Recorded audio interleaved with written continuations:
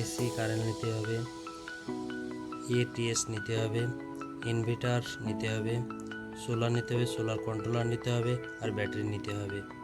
তারপরে চলো পুরো কানেকশানটা করে একদম দেখিয়ে দিই।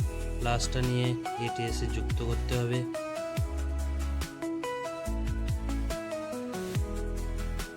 এসি মাইনাসটাকে এনে এটিএসে যুক্ত করতে হবে।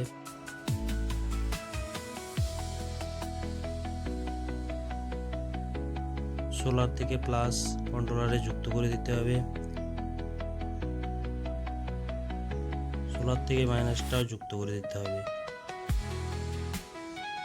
তারপরে কাজ প্লাসটা টেনে এনে ব্যাটারির সঙ্গে যুক্ত করে দিতে হবে।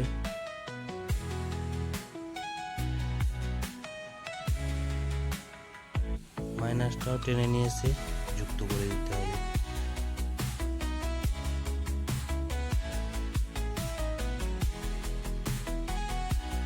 সোলার কন্ট্রোলার থেকে প্লাসটা বার করে দিতে হবে,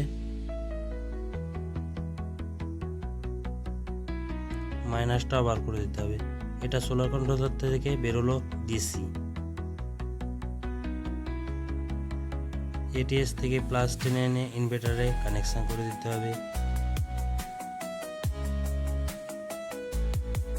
মাইনাসটাও টেনে নিয়ে এসে ইনভার্টারে কানেকশন করে দিতে হবে।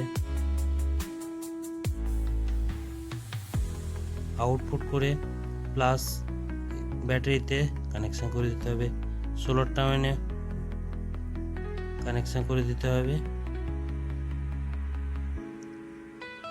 এটিএস থেকে মাইনাস এনে প্লাসে ডিসির সঙ্গে যুক্ত করে দিতে হবে, ডিসি প্লাস এনে ডিসির সঙ্গে যুক্ত করে দিতে হবে।